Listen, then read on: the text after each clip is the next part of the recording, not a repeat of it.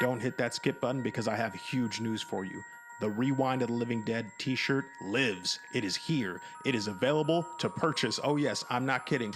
We finally got our Rewind of the Living Dead t shirt out, and it's amazing. It is printed by the same company that prints for Cavity Colors and Fright Rags, which, if you're a hardcore horror fan who buys a lot of horror t shirts, I know I do, you know that's the very best and highest quality because we couldn't do anything less for our fans. It's an amazing full color design designed by Jason Ragosta. It's very cool. It features a zombified myself, a zombified Damon, and it looks just like an awesome horror shirt because that's what we want, because we're horror fans too. So we wanted to make a t-shirt that you could really sink your teeth into. Go to rewindofthelivingdead.bigcartel.com.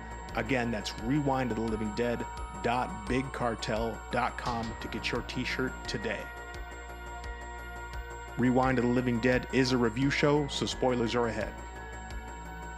The success of the Insidious franchise made another sequel almost guaranteed, but following a pair of prequels that traveled back in time, the decision was made to return to the Lambert family that served as the focus in the first two films in the series. This time around, Patrick Wilson was tapped to both star as family patriarch Josh Lambert, but he would also go behind the camera to serve as director for the first time in his career. Lee Whannell, who crafted the original film, returned to create a story for the fifth film, with veteran screenwriter Scott Teems handling the script. The story picks up 9 years after the events of Insidious Chapter 2, as Dalton Lambert prepares to leave for college. But after having his memory wiped, he's lost when he's revisited by the ghost from his past, and he's forced to navigate another journey into the depths of the further. All this time, I thought we closed the door, but they've been waiting for us. I'm gonna need you to remain still. Hello? Hello?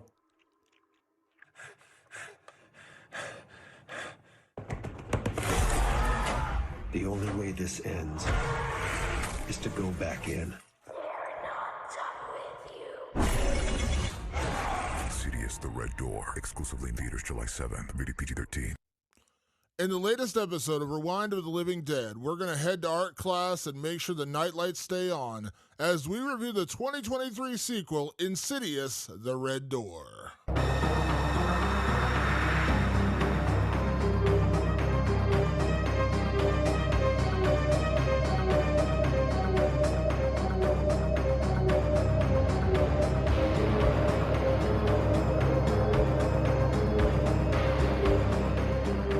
Welcome back to Rewind of the Living Dead. I'm Damon Martin.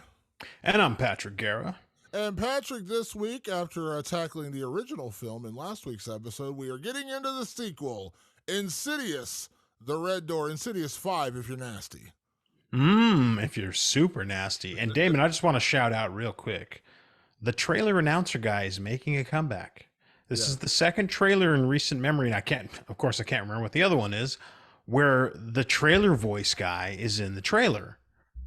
We need more of that. Horror, by the way, is on its way back. And, for those who don't know, at the time of this recording, Insidious 5 did it outperform or did it almost? It was number one. It beat Indiana Jones. It outperformed Indiana Jones, right? Which was supposed to be a humongous movie. Horror's doing really well. So I think the return of the trailer voice guy needs to be permanent because every now and then, Damon will, of course, collates everything before the show. He's the hardest working man in horror at the moment. And he puts together the trailers for us. And when he plays those classic trailers, there's always a trailer voice guy. And I'm listening to that. And I'm going, dude, we need way more trailer voice guy for horror films. I actually, obviously we love reviewing new films. We got a lot of great horror films coming up in the near future, but I always love when we review the horror films from the 80s in particular, because the trailer voice guy was so prominent in those days. And there's nothing better than late one night on Friday in Crystal Lake, Jason came back from the dead.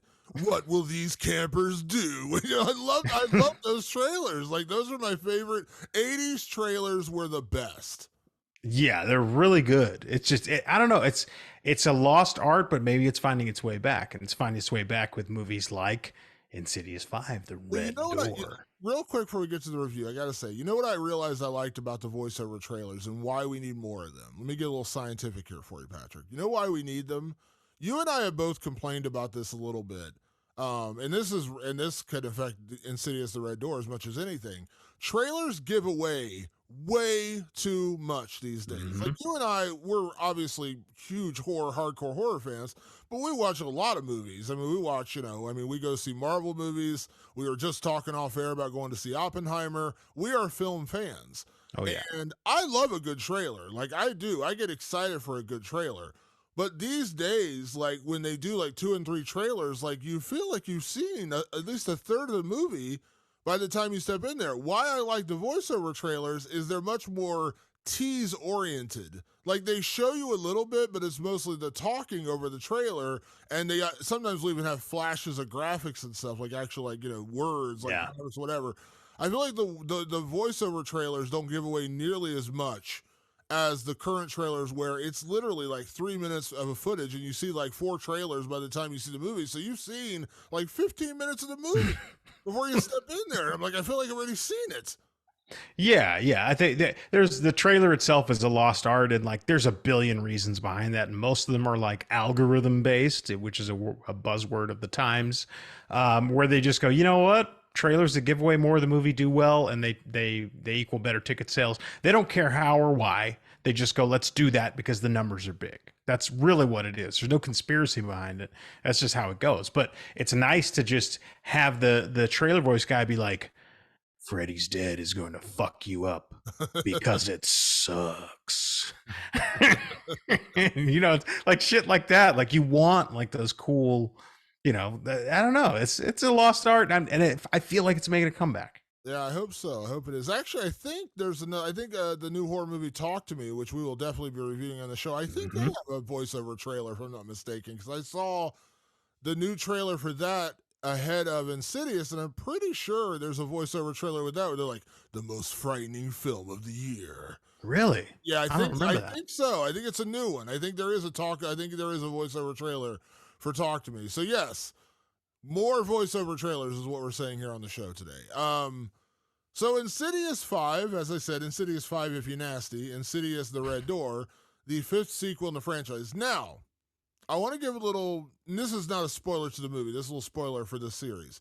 We reviewed Insidious last week, and I openly admitted I had never seen Insidious before. You actually had the theater experience of seeing it. Now, have you seen any of the other Insidious movies? Not a one. Okay. So I did sit down and watch Insidious Chapter 2 because I knew that was the one that tied directly to this one. Parts 3 and 4 were both prequels that took place before the Lambert family. Now, there is a TikTok account I follow. The girl's name is Horror Chronicles. And I follow her too. She did an incredible recap of all the Insidious films, and basically a spoiler filled recap. And I was like, this is amazing. Like, I left a note on one of the videos. It's like, you have no idea how much this helped me, because I had time to watch the second one, but I knew the third and the fourth one were prequels. They didn't tie directly into the movie, so I didn't have time to watch those. But I did watch her recaps, and I was like, this is amazing. Like, now I feel like I've seen the entire films, the entire franchise. But I did get a chance to see Insidious 2. Now, to be fair, outside of one key component in Insidious 2, which is the end of the film, which that film's been out. I'm spoiling Insidious 2. I'm sorry.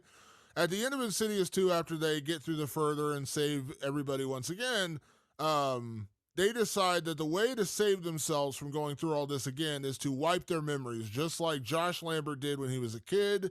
When Elise first showed up, she basically, did a, Vulcan mind meld or whatever the hell, and, more or less wiped his memory, so he suppressed the memory, so he would not know how to astral project anymore, and he couldn't get trapped in the further.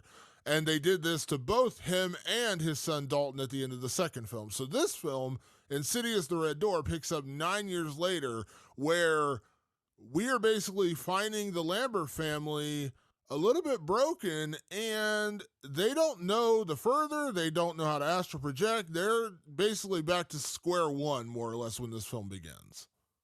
Yeah, and you know what? And so for someone who hasn't watched part 2, it was made clear to me in this movie that that happened. I won't give away exactly how they do it, but I was like, oh, okay, so that's what happened at the end of the last movie. So they prepared people for that. They're like, there's going to be a lot of people who go see this who haven't watched the series. Let's get them up to speed real quick. I did a little bit of research and digging and reading about those movies, but overall, I just kind of just went from one all the way to five. And I didn't feel lost. I can tell you that right now. With the spoiler-free version of my review is, you don't need to see anything other than Insidious 1. And really, do you necessarily need to see Insidious 1 to understand this movie? Not really. I mean, it would help. It definitely helps, and like I think it also helps in like the Easter egg way, because there's a lot of callbacks to the original that will help a lot. But yeah, this movie I think gets you up to speed rather quickly, and you're in. Um, Damon, what were you in a packed house? Because mine was pretty crowded for a Thursday night. I went to a Friday night show. I wasn't able to make it to a Thursday night show. I went to a Friday night show, and yeah, it was pretty crowded in there. I had a good audience, which I've said 1,000 times on this show. If you're going to go see a horror film and it's available to see it in the theater, go see it in the theater. The experience is so much better. And this one was made better by having an audience with me. Like I enjoyed it so much more. So yes, my theater was pretty packed. I went to a theater that's like it's not IMAX, but it's like the equivalent of that. It's like a big, huge mega screen. Yeah. So that's where I saw it at. And yes, I did see it with an audience and a pretty packed audience at that. Yeah, my audience was pretty big too, and it was not unlike my first experience with Insidious, where I sat next to a bunch of 20-something-year-old people and got to see if they were scared about something. And it I'll tell you, like, again, spoiler free stuff. I saw an audience that was reacting very heavily to the movie in front of me.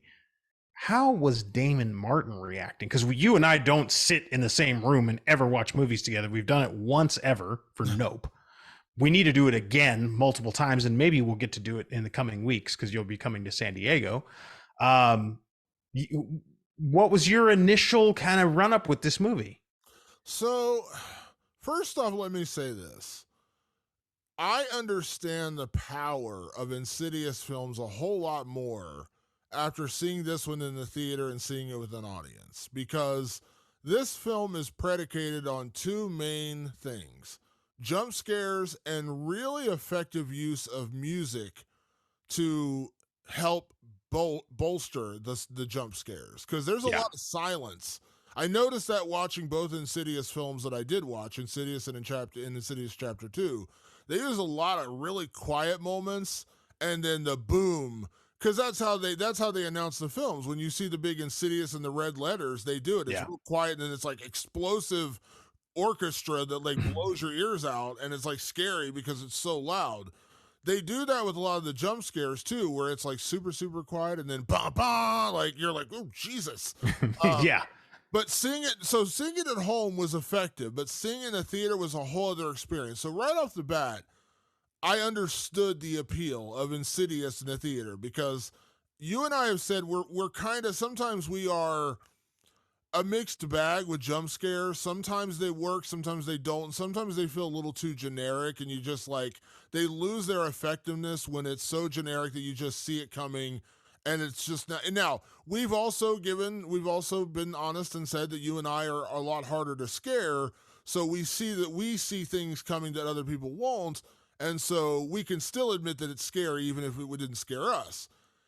Insidious the Red Door was a little different, where this one definitely, I see the effectiveness of how they're doing it with the music and the jump scares. I get it. And the theater experience made me appreciate these films more, even though this is the first one of these films I saw in the theater. So right away, and because the formula is always similar, is what I'm getting yeah. at. The formula is the same. So right away, that's good. That's a compliment, because they do it very well, and I got it. When I saw it, I was like, oh, now I really get it. Now I understand why people are like way into these films, and why they are like, into the jump scares of these films. The other thing that I noticed with Insidious the Red Door, though, it's almost like they dialed back the scares. Hmm. They really dialed back the scares, which is weird. They really dialed things back in this movie, and I didn't understand that. I'm with you. I don't understand it. Now, Scott Teams, let me take a look here at what he's written. Because Scott Teams is our well, okay, he wrote Halloween Kills, or he helped write Halloween Kills, which we know Danny McBride and David Gordon Green helped with that one too. So that's one of the bigger ones that I've seen him write here. Um, it's weird because I think Halloween Kills is like, it's almost like Strike a Minute. That movie like just keeps punching you the whole time, whereas this is really pulled back. Um, how do I put this lightly, Damon? Could it be that our first time director had something to do with that? Now, I'm like, you already said it. Patrick Wilson, great actor, who I enjoy in lots of things, including the original Insidious, including what's the other one that he did for The Conjuring? Yeah, exactly. I mean, like, I enjoy this guy. I think maybe his directing style. I mean, not that he's ever had one. This is his first film. That maybe his directing style wasn't lent to scares, which is interesting to say because he spent a lot of time on James Wan sets. A lot of time. He knows he's watched a craftsman, a real craftsman of scares, do his thing, and then I really feel like Patrick Wilson was like, I want to set myself way apart from James Wan. I don't want, I'm here to say, like, and it's funny because on our Insidious podcast, my big controversial take was I would like to see an Insidious remake without James Wan just to see what it would be. But here, watching Patrick Wilson direct this movie and reacting to what you're saying, which is it seems like a very dialed back movie. I wish Patrick Wilson had tried to be more like a wannabe James Wan. He instead kind of chose a very static, very, very subdued movie. And I think it felt like to me a choice. It didn't feel like, oh, he just didn't know what he was doing. It felt like deliberately he was saying, I'm going to slow everything down and really just get to the heart of like this father-son conflict and try to get it right. And by the way, I've never directed feature film, so Patrick Wilson can go tell me to kick rocks all day because he's done one and I haven't. But I do think I'm with you on this, where I was like, man, I think there were a lot of quiet moments in this movie, Damon. But that said, I was also there with a packed audience when the scares came. I could feel the energy in the room rise. You could feel it. I could hear it at times, almost like a wave coming. Like people like, oh, like it was when they were getting amped up for a scare, but there wasn't enough of them. So I obviously I agree with you because I said it earlier. They dialed back the scares, which didn't make a lot of sense to me. But I am going to disagree with you a little bit on the Patrick Wilson thing, and I'm not saying you're wrong necessarily with how it was done. But I'm gonna say when I say blame, I don't mean to I'm not pointing the finger and saying it's all one person's fault. I'm not trying to do that. But I don't think the visuals, the direction of this film is where the problems lie. I think the problem lies with the script. It was a story developed by Lee Wanell, who of course was the original writer of the Insidious movies, and then Scott Teams, who you mentioned, did Halloween Kills. He also did the recent Firestarter remake and a couple other things. I think that's where the problem lies because there's the first, again, not any spoilers here, but the first half hour of this film is almost like setting things up, and there's not a lot of payoff in that half hour, which is weird because when the first Insidious happens, you kind of get right into the scares. You don't know what's going on. You think you're in a haunted house. Like that's the big twist is you're not in a haunted house, and that doesn't come till later. But you kind of get the sense you're in a haunted house story pretty quickly. This one, obviously by the time you get to Insidious 5, you have to assume people going to see this have at least seen the first Insidious. I'm sure there are audience goers who have never seen this, but I would imagine it's a very small percentage of people who are going to see Insidious 5 who haven't seen at least one of the other movies. Sure. So they have at least an idea of this universe you're stepping into. Because they did the whole memory wipe at the end of the second movie, they almost have to restart things in the fifth movie because this is a direct sequel to part two. Again, to be clear, part 3 and 4 were prequels. They have no ties outside of the characters to parts 1 and 2. Part 1, 2, and 5 is basically the trilogy of the Lambert family. That's the family of Patrick Wilson and Rose Byrne. They wrote themselves into a little bit of a corner at the end of the second movie with the whole memory wipe. So when you start the third film, you're basically starting from 0 again. Like they were at 10, they went back to 0, and now we're starting at 0 again. So they take a half hour and you're back into like the discovery mode again. They're trying to reorchestrate, the feelings of the first one where you don't quite know what's going on. Here's the problem with that though. And this is where I say it comes down to the script. The audience already knows. So that's the problem. They wrote themselves into a bit of a corner at the end of the second film with the whole memory wipe thing. When you start the third film or the fifth film in the series, the third in this trilogy, you're starting over from scratch. So now they're rediscovering things because their memories have been wiped, just like Josh did in the first film when they found out that his memory had been suppressed when he was a kid. You're going through all this again. The problem is the audience already knows. Mm-hmm. Or at least the majority of the audience knows. So it's not as effective. And that's where I think it's a script problem, not a direction problem, because you're basically rewriting to reintroduce us to this world again. The ghosts, the further, astral projection. These are all things. And this is not if you saw the end of the second movie, like this is what has to happen. Like they're learning, just like Josh did in the first film. They're going through all this a lot in the first time again. And it loses the effectiveness because the audience is already in on the secret. The effectiveness of that first film was the twist. It's a haunted house story. They're ghosts, okay, and good effective jump scares, all those kind of things, and it all worked. It was effective. It was the twist of finding out that it wasn't that. It was actually something much deeper and something afflicting their child Nicole. And you're like, oh man, this is really different. And we credited them for that originality because it didn't just seep into another generic haunted house story. This film, because of that ending in part 2, they wrote themselves into a corner, and to write themselves back out again, they had to basically put it. But when the audience that would be like, to me, like we talk about great twists, and I'm sorry if you haven't seen The Sixth Sense by this point. I don't know what to tell you. You listen to this podcast. If you don't know the twist of The Sixth Sense and you haven't seen it at this point. We all know the twist in The Sixth Sense, right? It's Bruce Willis was dead the entire time. Sorry for 25-year-old spoilers.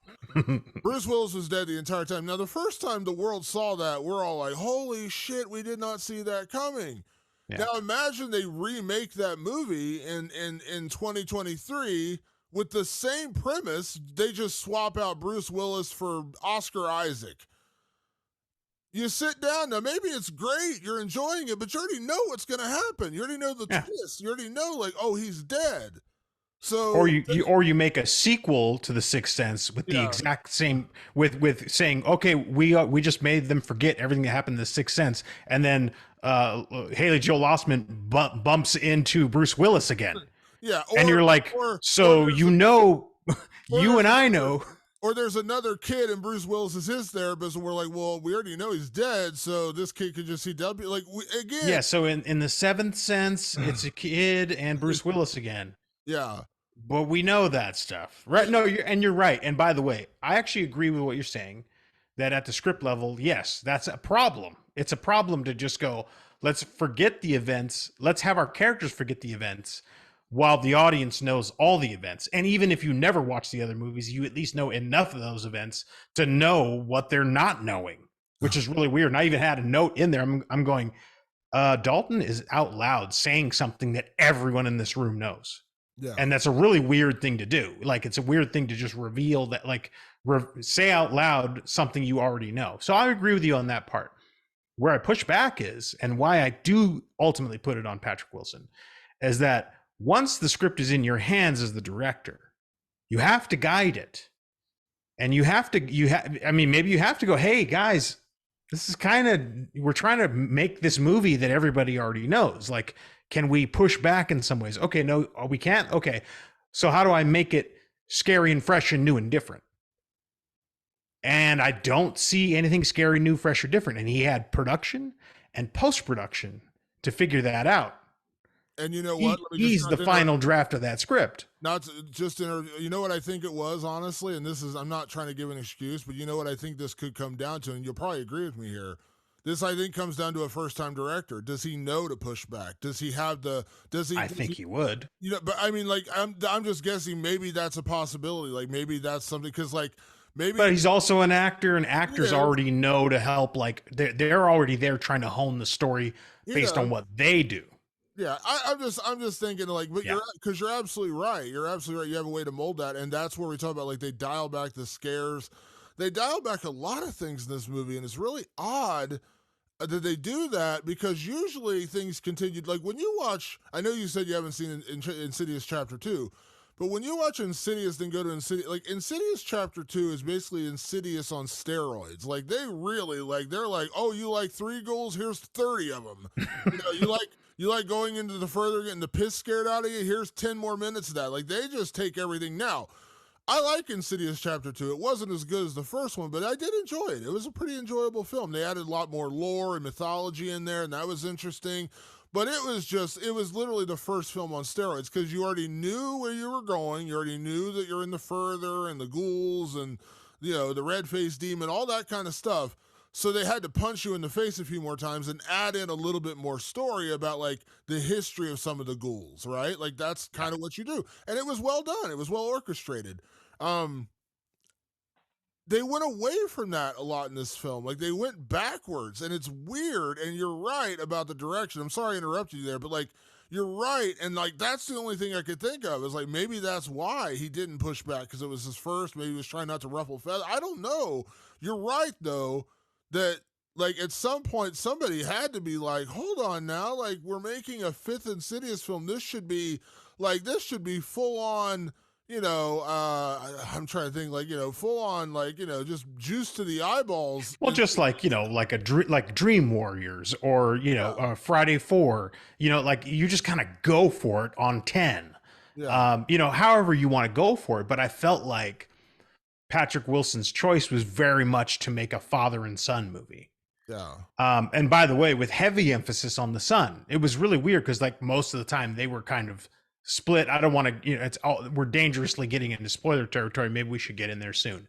But it did seem to me like a choice for Patrick Wilson to go, let's make a father-son movie. And in the spoilers, actually, there's more to that. Let's make a father-son movie. And it's sort of like, it kind of trades a lot of what I think people love about the DNA of Insidious for a family drama. And that, to me, felt very deliberate. It didn't even feel like first-time director. It's like, okay, first-time director who's saying, this is now a father and son family drama. Yeah. They just, I don't know. It was just, like I said, there were a lot of weird choices, and it's not, like, there are moments in this film that do work. Like, I don't want to say it's a film that totally doesn't work, but it's just, to me, this was the weakest film in the series of the 3 I've seen. And again, now, can you make a mistake by ratcheting up everything and just going full balls to the wall? Absolutely. I mean, that, Yes. to me, not to, you know, not, I mean, I'll say the same thing about this with Nightmare on Elm Street. You know, like, I'll use my favorite franchise, Nightmare on Elm Street. I'll use this as an example. So I was about to dig on Friday the 13th, but I decided turn it back. Appreciate that, Damon. Turn it back against myself, Patrick. We talked about this when we did our Nightmare on Elm Street franchise review, and we went through every single film in the franchise. By the time we got to 5 and 6, Freddy's Dead being 6, one thing we totally agreed on, and because in part 3, Dream Warriors, they made a tonal shift in Freddy to where he was scary and menacing, but also kind of funny. And not funny, like, not full on quippy funny, but like kind of terrifyingly funny. Like when he did the whole welcome to prime time, bitch. It was kind of scary, but it was also, you know, a funny line. One-liners. They really started leaning into that. Now part 4, which I think is your favorite of the franchise, was like still a good balancing act. It was goofy at times, it was a little funny, but it was still a pretty good balancing act, and the story was really really well done. By the time they got to 5, and especially in 6, they leaned so far into we got to make Freddy a goofy character that he was no longer scary at all. He was just goofy as shit. And it just took everything. So they leaned further and further into that. And then, like, again, not to just take a dig on Friday the 13th, Friday the 13th has never been the most story-driven franchise. I think we all agree on that. The idea of Friday the 13th was we like watching Jason kill people. But they kept trying to ratchet up the kills, and they just got more and more ridiculous. And it got to the point when they got to, like, Jason Takes Manhattan that you're just like, this isn't even like, it's not even creative anymore. You're just going over the top and bonkers stupid with this stuff. So I think bonkers stupid was more like Jason Goes to Hell, Jason X. Those are bonkers stupid. Yeah. But my point being is, like, there is a wrong way to do it. So I'm not saying that, like, trust me, there is a version of Insidious 5 where they go, they inject both needles of steroids and they go completely over the wall. Yeah, Patrick Wilson becomes the lipstick demon, and he's like, I'm the lipstick demon. Yeah, there's a million versions. But it's weird that they went in the other direction, I feel like, for this film. Like, they didn't do the steroided up, full on, like, we started at a 10, we got to go to a 12. Now, when you go to 12, that's a dangerous line to walk, because you can take a 12 and you can go Scream 6, which was really well done, where they added a bunch of gore and they really, like, okay, Scream's not been the goriest franchise. We're really going to up the kills and the gore and the blood and blah, blah, blah. And you're like, damn, this was really well done. Or you can go the Friday the 13th Nightmare on Elm Street route, where it gets goofy and or just over the top dumb. So there's a very fine balancing act in this. But they didn't even start at 10 in this film. That's the problem. They went back to 0. And then it felt like, I know I'm using a lot of number analogies here.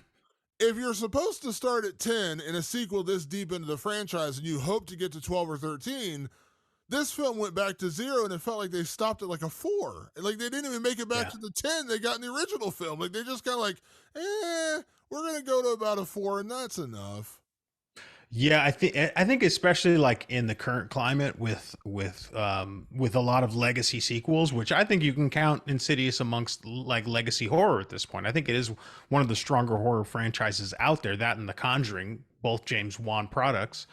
I think you do have some sort of like, hey, we got to go for it. Like, we got to do something here. We got to do something to really, like, to bring it all home, to bring it back to what made us so great. I feel like, hey, you could say that about bands. You can say that about a good comedy. You can say that about a lot of different things. You could say it about, like, a legacy show returning, which they've all done this. And a lot of them have gotten it wrong, by the way. A lot of them have. So this is not dogpiling on Patrick Wilson.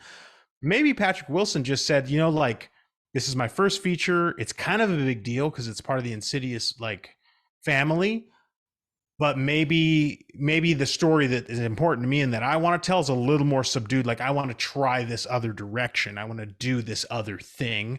And his production company agreed. They said, yeah, we're with you. We back you, which I actually am very much in support of, even if it goes wrong. I'd much rather a production company go, we're backing our director's vision, as opposed to going, we're listening to all the outrage on Twitter or now Threads or whatever you're doing now. We're listening to that, and we're gonna react to those things. That's a mistake.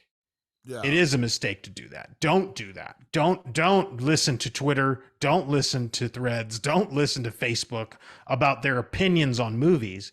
Back your artists. Patrick Wilson is a great actor.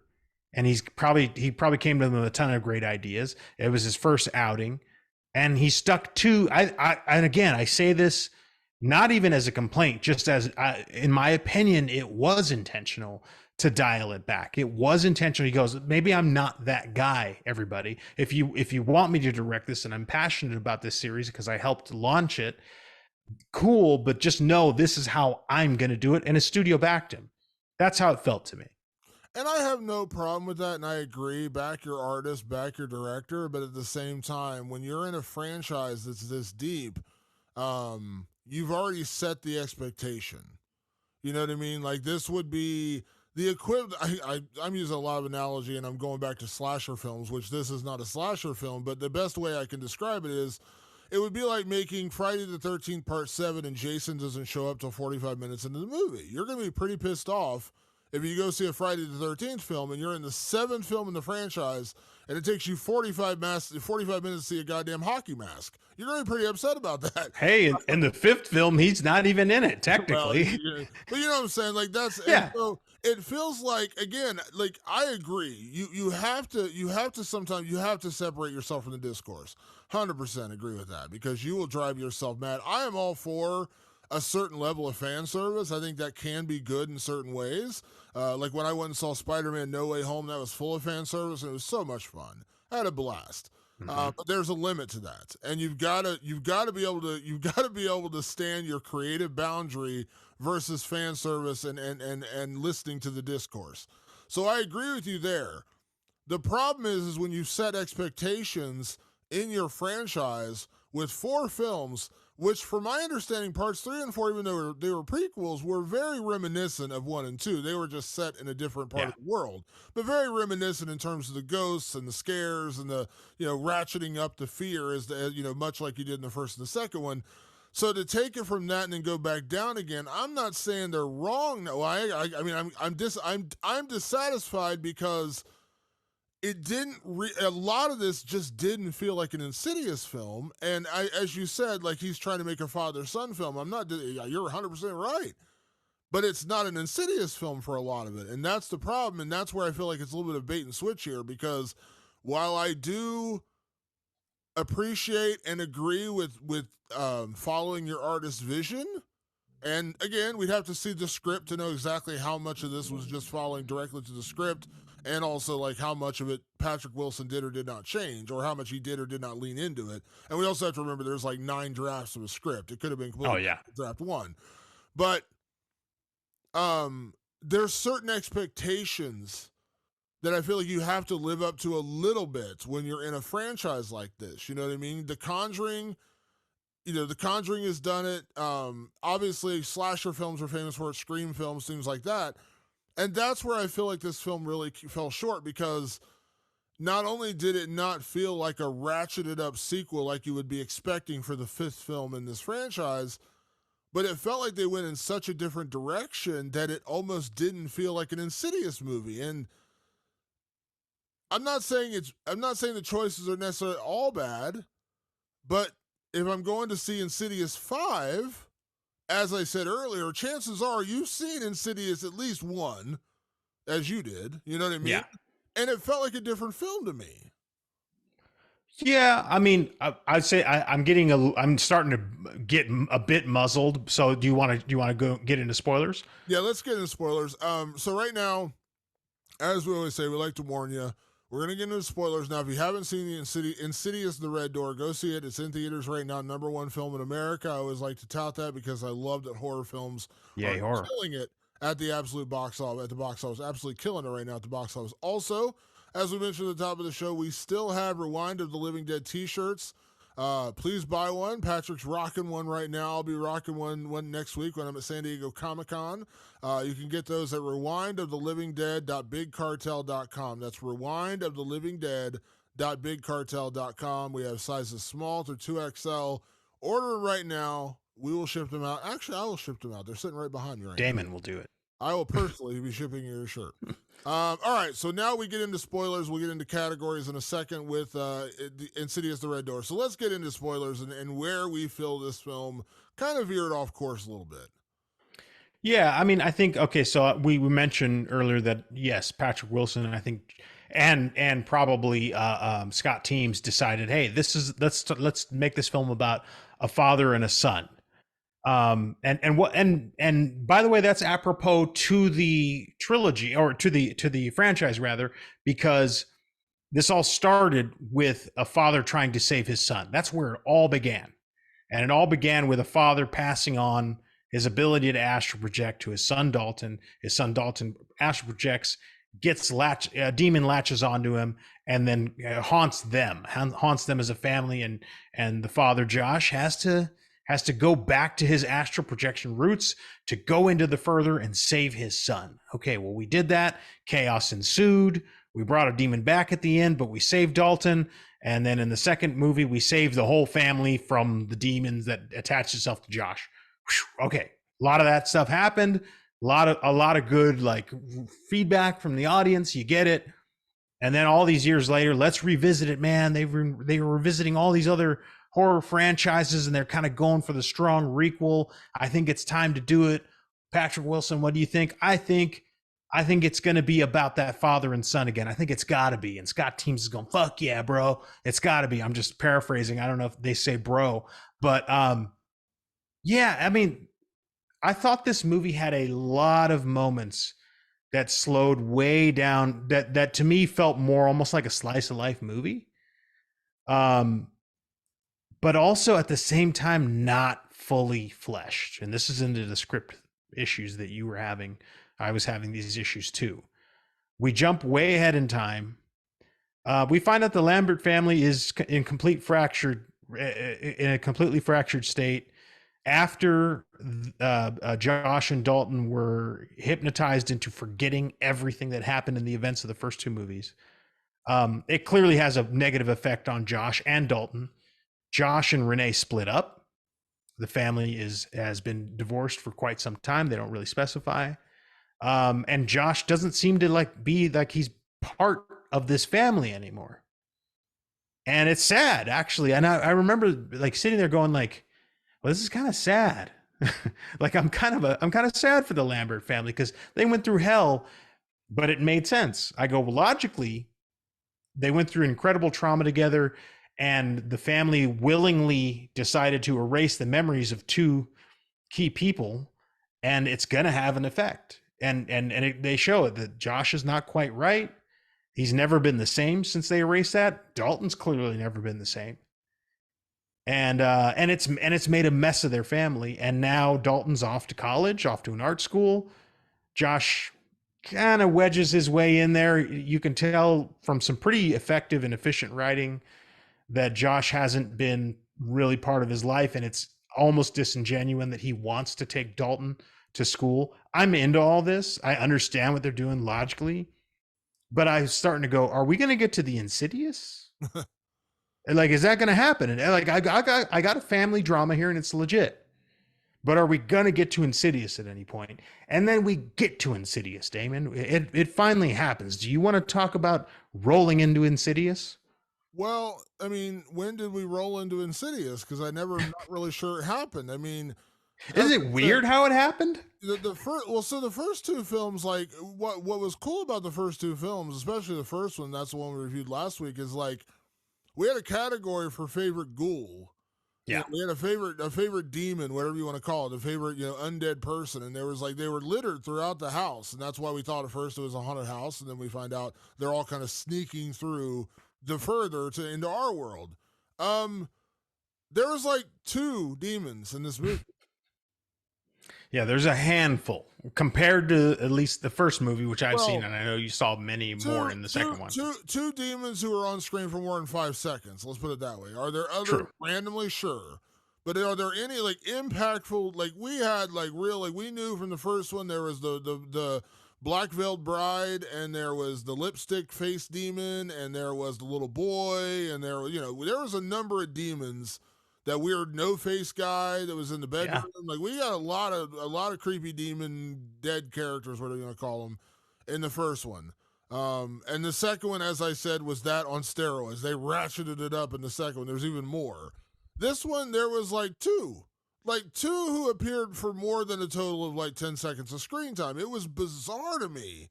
Yeah. Like they dialed it back, and then I know I'm going back. I'm not trying to rehash what I'm saying, but now that we're in spoilers, I can explain it more clearly.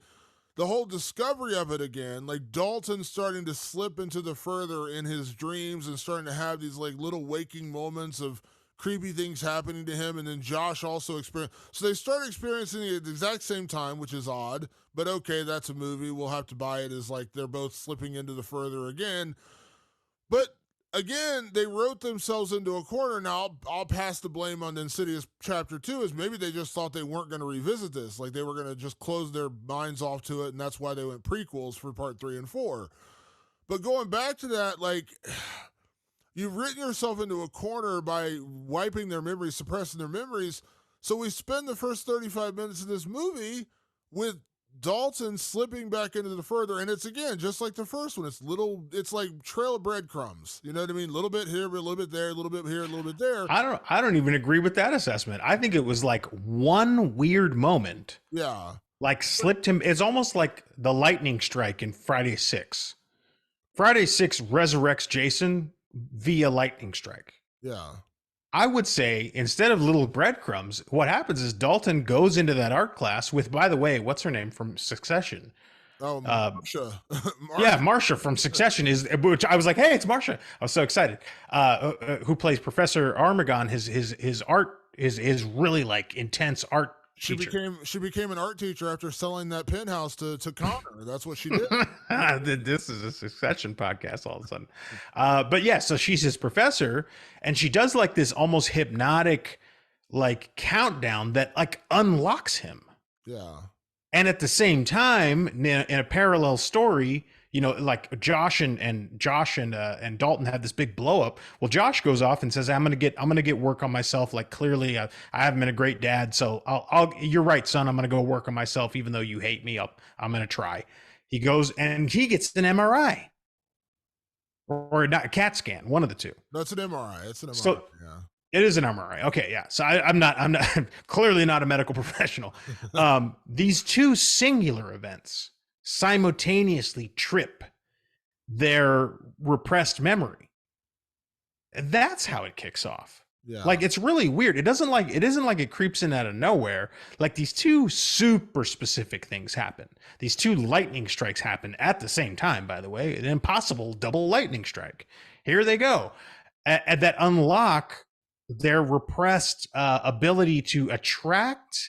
It got messy. I'm having trouble like forming it because I'm having trouble understanding it. Because the idea of astral projection in the first one is that they were asleep, like they're in a dream state, and so they kind of like that's why it's so different because they don't know for sure they're not dreaming. Like they feel like they are dreaming, so they're slipping into this astral projection, and so it's like an out of body experience. But it happens when they fall asleep. So like just like when Josh gets hypnotized and he goes under, he's basically asleep. Like that's what you're being done when you're hypnotized. You're not conscious. Right. They both have this happen where they're fully conscious. Like he's in the middle of an art class, Dalton's in the middle of an art class, and Dad's in an MRI, and they just. And I know they said like that Josh fell asleep during his MRI, so they did kind of explain that one away a little bit. Like he said, you've been asleep for 30 minutes or whatever. Right. So that one they kind of did. But Dalton was just like drawing, and then like he's just in it. But again, I want to. But why did that work? Yeah. I don't understand why it worked. But I don't want to keep hammering away at the point. But I'm just saying, like, even okay, they did it in a weird way. It doesn't make any sense. But we're still learning them. They're still relearning this skill, and we already know this. And that's why I said that they spend so much time. Half the movie is Dalton learning how to experience the further again and what he can do in the further. Right. We already know what he can do in the further. We learned this 12 years ago, 13 years ago. Like, that's the like, I understand they had like, I'm not trying to do, I am doing Rewrite the Living Dead. You wrote yourself into a bit of a corner with the memory suppression at part 2. All you had to do, and I'm sorry, Lee Wanell, who crafted the story, and Scott Teems, who wrote. I'm not sitting here saying I'm a better writer. Let me be clear about that. I'm just saying, like, this is my idea. Why didn't they just, like, if they're going to do the whole separation of the family, like, they're going to break up Renee and Josh, and they're kind of a fractured family. And also, the opening of the film starts with Josh's mother, Barbara Hershey's character, dying, and they make it seem like this monumental thing, yet they never really talk about it. Like, it never plays any part in the rest of the story. Like, I thought Barbara Hershey was going to pop up in the further. She didn't. Like, she's just like this weird, like, we just killed off a character for no real particular reason. And it didn't even have like an emotional impact. It was just a way to bring them all together for a funeral. But anyway, I mean, yeah, it was. That was the device was to bring them together because Grandma died. Could easily. But then it kind of links with this whole like, oh, Grandma kept a secret. It's like, but also Renee's keeping a secret. She knows that your memories have been wiped. Little Callie's keeping a secret. Foster's keeping a secret. A lot of people are keeping a secret, not just Grandma. Very weak is what I'm getting at. So why not, like, if you wrote yourself into a bit of a corner with the whole memory suppression and you want to talk about fracturing the family, why not just reveal that right after this happened, they started experiencing this again, and Josh refused to be mind wiped. Like maybe Dalton was mind wiped and he just refused, like it didn't work on him. And so like you just start the new movie and that's why they split up, is because he started astral projecting again and he's kind of gotten obsessed with knowing more and like going further and further into the further. And she just like, I can't take this. Like You're endangering the family. Yeah. family, and you're getting, it's just like an addiction now. You're on drugs, except your drug is the further. And that's how you split it up. And then when Dalton starts experiencing, then Dad's there to help him, and their estranged family comes back together because he's like, you know what, you're right. I've, screwed everything up. I got too obsessed with this. But when Dalton starts having these flashbacks again, Josh has to realize, oh man, I need to save my son, and now I can finally put these skills to use, but I also need to put a stop to this forever because this is going to endanger his life. I've drawn this back to him. And again, I'm not saying I'm a better screenwriter. I'm just saying like that would have been a story where you're not just putting us back in the beginning of the first film, because that's what this film is. It's another origin story for an hour and 10 minutes before like they finally come clean when Rose Byrne's character is like, well, we actually suppressed your memories. You've been here. They still don't remember. They just get told that they did this. And so we just revisit, like there's literally a carbon copy of the first film where Dalton is locked in a cage in Meatloaf's basement with the lipstick, and it's literally the carbon copy of the first movie. I have that in there. It. I have that in my notes. I go, so we're literally back at the thing we did. We're just doing the thing over again. I could get why they'd go, let's revisit that. Like let's come full circle. And I think that's where the movie got kind of messy. I was like, wait, are you now playing with time? It feels like you're starting to do time travel, which you should not do. Movies should not, I don't care. Avengers Endgame, Back to the Future is the only one that ever did it where it was entertaining, even though there are holes in it. It's still entertaining. You get in trouble when you play with time, and it was dangerously close to playing with time travel. And I was like, I don't know if you should do that. Well, they played with a whole lot of time travel in the second one, so you probably shouldn't see the second one. There's a lot of time travel in that one. It's a dangerous place to go. It is. You create paradoxes constantly unless you can explain that you're in a completely different thing. Like it's tricky. So they were getting into that. And then, and now back to what I was talking about earlier, which is like, okay, so Patrick Wilson kind of wanted to make a father-son movie, but then they spend almost all of the movie apart after that point. Once they break away and start delving into their, trying to fix their situation, but also at the same time unlocking their problem, they do it completely separately. Yeah. And then they have to kind of come together at the end to figure it all out together. And that feels less earned. It's like, oh, okay, I understand, like, in some level, Patrick Wilson's character, Josh, is on one side trying to earn his way back into his family's life. And on the other side, I don't know what Dalton's trying to earn. I'm not quite sure. He's just kind of fucking around with his astral projection and it's causing problems. And then like a clue pops up. And then I have this note because Dalton's side of the story is getting wacky. And at one point I was like, well, here's a summation of what's happening at this point in time in the movie. And I wrote this down. Dalton goes snooping all astral-like to get some clues from the barf ghoul, but ends up summoning the lipstick demon. If that sounds wacky to you, it's because it is. Yeah. It's goofy. Can I also throw out, I'm sorry, I don't want to get off topic here, but you mentioned this is a father-son movie. I kind of forgot about this because it was another part that I took a note on. I was like, why are we doing this? At some point, Josh gets visited by his own father, and it turns out that his father was diagnosed as schizophrenic. His father apparently astral projected. And they introduced this weird thread where his father's coming back to haunt him in the further, and then he goes into the further. In the end of the movie, we see him like find peace with his dad. And I'm like, are we only introducing this because we couldn't get Barbara Hershey to sign back on to do this movie because she was there the entire time? We never heard dick all about the dad. The dad didn't exist in these movies until this moment. And then suddenly the father is like relevant and he's talking about his dad and his dad's visiting him in the further. And then they have this weird like Star Wars Luke Skywalker, Anakin Skywalker moment with like the Force ghost at the end of the movie where his dad like winks at him, and I'm like, what is going on here? Like I'm seriously wondering, like, did they write this movie for Barbara Hershey's character to die, and her being the further kind of like Elise had been in the second one, and she's like now kind of like the good ghost in the further. Did she just be like, did she read the script and be like, nah, I'm not coming back for this one? They're like, all right, well, we're going to fucking kill you and we're going to bring back dad instead. Like that's, there was, I wrote that down. I think I had to pull up the exact note on my phone. I literally wrote down at one point, I think I wrote, what the fuck is dad doing here? Because it was the weirdest like thread they introduced that had no like, so that's where I think you're talking about the father-son story. You're 110% correct. I kind of forgot about that till I just looked at my thing.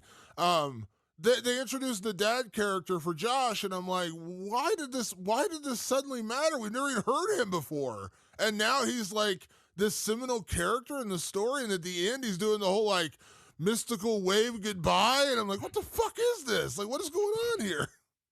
Well, to be fair, and it is out of nowhere, I think what the implication is like this thing is being passed from father to son to father to son. I get it, but right. They didn't talk about that until the fifth film. Like, why? And therein lies the problem, which goes right back to your favorite film, Halloween Ends. if in Halloween Ends you establish Corey in Halloween 1, or, and by the way, full credit to my buddy Josh Pruitt, who we were talking about this today. Instead of having Corey Corey in Halloween Ends, make it the granddaughter. Make it somebody relevant to the entire story that we've been telling. Don't introduce somebody new. Yeah. I get what they were doing. Logically, I know what they were saying. It's coming from the father. The grandma's secret, Barbara Hershey's secret, was that the dad killed himself to try and stop the cycle, but you can't stop it. Yeah. So the dad's out there somewhere. Turns out he's in the further, and he becomes our great Deus Ex Machina, and he helps save the day. Okay, I like Friday the 13th, The New Blood. That's totally what happens. Tina's dad helps save the day. It happens. It happens in movies. However, only a bonkers movie like Friday the 13th can get away with that. With a movie that follows its own logic and rule set and universe of rules, it felt a little less earned to just go, oh yeah, it's the dad, and the dad can help. It just came late. If there were sprinkles of it beforehand, okay. But, that's when it starts to feel disingenuous. That's when it feels like, oh, was this a cash grab? Yeah, well, is it like, how do we get this to work? Oh, let's introduce the dad. If there had been a line or two in the first one where they said your dad had issues, and I was hoping that it wasn't the same thing affecting you, and so we suppressed your memories or whatever, that little throwaway line, that's all they had. There was none of that though. Like, we never heard anything about his father. But to be fair, it does logically make sense that it's being passed from father to son. It feels less earned. You can't just introduce that in the fifth film. If you do it in the first film, again, using my Star Wars analogy, yes, they pull the wool over your eyes that you introduce Darth Vader, and then the second film you find out he's Luke Skywalker's father. I get that. That's the twist in Empire Strikes Back. But you've already introduced Darth Vader. We already know who he is. He's the ultimate badass. We know who he is. And then, oh shit, he's also our hero's father. That just totally turns the story on its head. Up the stakes, yeah. If in part one they mention it and say like his dad had these similar issues, and maybe we just hear Lorraine, I think was her name, Lorraine telling Elise, like, I told you about his dad. We didn't hope it was happening. And then like maybe Josh like, what's going on with my dad? And she's like, oh, nothing. And then maybe the second one they kind of drop into the breadcrumb about it. And then by the fifth film, when they actually show us his dad, we're like, oh, this was the link. This was the tie. But to just like, again, it's creating a solution for a problem that didn't exist. Like, if you're gonna do that, make it the mom. That's all you had to do. Barbara Hershey's character dies at the start of the film. That's how Yeah, you you had her. She was right there. That's her. She's the link. Like that's how she secretly she figured out how to control it, or maybe she did something to where Maybe she passed it to her only son. or she took enough drugs to suppress it, and that's why she no longer astral projected, and so she was terrified when it happened to him. I don't know. But to have it be the dad just randomly that you've never introduced before, it feels like you're writing a solution to a problem that didn't exist. If we'd never heard from the dad in this entire film and they just eliminated that story, nothing changes about this movie. Absolutely nothing changes about this movie. Yeah, no, you're right. I mean, mom was sitting right there. I mean, it's in the fucking plot. It's like, yeah, she dies at the top of the movie. She's carrying a deep, dark secret. It's your dad, and now your dad is the most important key to this whole thing. And you're like, it rang disingenuous, as logical as it is, because I don't know for sure, but in my mind, based on all of the stories I've tried to break over the years, you go, well, it would make sense, yeah, that it passes down from the father to son. Okay, so yeah, let's introduce the dad. Okay, but he's been nowhere in this, and so now the mom was a better opportunity. It was. I'm not going to beat a dead horse on this. Yeah. Mom was a better opportunity. Not completely side tangent. Now that we're bringing up dad, how was, because dad's a specific ghoul that sort of is haunting this movie as well. How was the audience reacting to what I call the window ghoul? How was the audience reacting where you were? Because I have a definite gauge on how the audience was in my audience. They were reacting a very specific way. The audience I was sitting with every single time, especially at the beginning of the movie when Josh first sits in his car after the funeral and you see this weird little blurry vision behind him and it continues to get a little clearer and clearer as it gets closer to him and you realize it's a thing and not just a blurry vision in the back of the car. My audience, every single time that popped up, they would go, yeah. no. Yeah. And it paid off in one way when he's in his house and the dad ghoul finally kind of like introduced himself and Josh was running through his house away from it. But yeah, that was the general reaction, was the, oh no, yeah. It's there. That was the general reaction we got. Yeah, it did remind me, because I want to say some positives about this movie, because I feel like we spend a lot of time just talking about how it didn't work for us. But it harkened back to the little dancing boy in Insidious in the original, where I could feel the energy in the room start to swell and buzz with that ghoul, just the way it was being introduced. And and this is credit to how Patrick Wilson crafted this. The idea that he's always in the distance and he's closing in on Patrick Wilson. He's always out of focus, always getting closer and closer and closer. I could feel the reaction in the room from that. They were getting a rise out of it for sure. Yeah. So I was like, all credit to that, as weird as it is and as convenient. And I called it in my notes. I was like, that's a little too convenient of a device. But as convenient as it was affecting the audience in the way that they intended to do it. Oh, there was one of my favorite parts of the movie, and it's not my favorite scare, which we'll get to in just a second with categories. One of my favorite parts of the movie was the match game prank, which was at one point when Patrick Wilson's character, when Josh goes to get help, he goes to the doctor, he goes to the MRI, and the doctor says, you're completely healthy. There's nothing wrong with you. Like, there's no lesions on your brain. Like, there's physically nothing wrong with you. Have you thought about, psychology? Have you thought about dealing with this from a psychological standpoint? You're having memory loss and blank spots in your memory. You should try a matching game. We've had great success with this. You start doing a matching game, you can help kind of retrain your mind to remember things. And so there's a point where Josh has these basically match cards taped up on his window, and they flip up, and he has pictures of his family, and he's using them as the match game. And there's a great little trick in this movie where he's flipping up the pictures. And he's like, okay, Dylan, or not Dylan, Dalton. Okay, Dalton. Okay, Renee. Okay, Foster. It's not Dalton. He starts over and he keeps mixing and matching. Well, at one point he flips open the thing and you see the creature, the ghoul, kind of distant in the background. And the next time he flips it up, it's a little closer. Flips it up again, a little closer. Really, really strong. I really enjoyed that scene. It was a really, really cool effect. And that one definitely got the ooh shit. Oh yeah. That Oh, was yeah. great. Real quick before we get to this, one last thing I want to mention, and I know it's a criticism. One last thing I want to mention about this. One thing we talked about with Insidious that we kind of had a little bit of a problem with, yet we ended up liking, was introducing what we called the Ghostbusters in the first film, which was Yeah. Specs, Tucker, and Elise. They kind of pop in, and suddenly they're part of the gang, and they're like, it gets a little comical at moments, but, you know, Elise... Kind of a funny poltergeist element. Yeah, but Elise becomes a key character throughout this entire franchise. I mean, she's the main character in parts 3 and 4.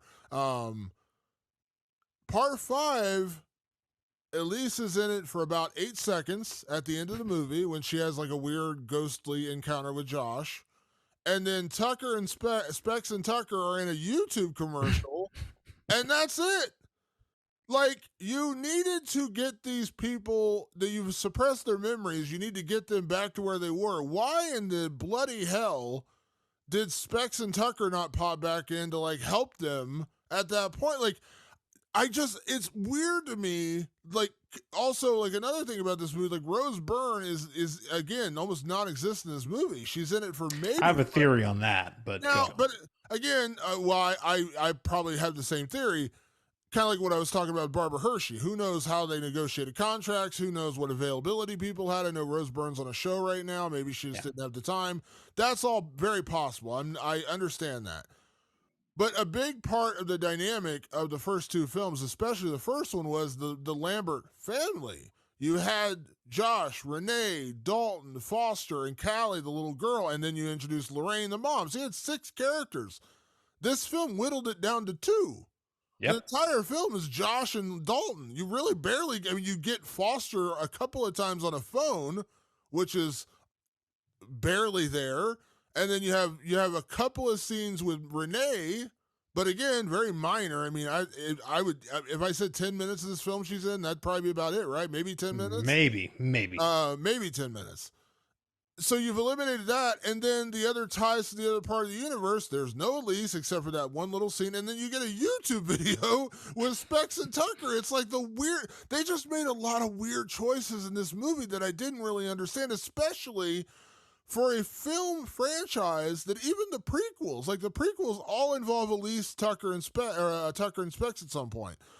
Every film in this franchise is tied to these like 9 or 10 characters. By the 5th one, you figure they would amp it up, right? But no, they dial it back to where there's 2 characters and you don't even get the people from it was just a lot of really odd, weird choices for what they did with this movie. And I don't get it. Like, I didn't hate the movie. I know I'm offering a lot of criticism here, Patrick, and I'm not trying to just be like super, super critical. This was the weakest of the films I've seen in this franchise, of the 3 I've seen. But more than anything, they just made a lot of choices that it's not even that I don't agree with them. I just don't understand them. And I want to come to the defense of Patrick Wilson and maybe even Scott Teems and the producers of this movie. For all we know, they wanted to do these things and schedules don't work out. Yeah, Happens all the time. I don't know the machinations of it all. I don't know who said yes and no. I guarantee Rose Byrne was too busy to do this movie in full, and they probably had to pare her down a lot. And maybe it got to the point where they're like, we're paring her down so much, it's probably better off to just make this a Dalton and Josh movie. Like, it's probably better to just do that, because if I'm trying to weave in Callie and Foster and the grandma, and I can't get Rose Byrne in here, and it's hard to get these people in the same room for scheduling or whatever.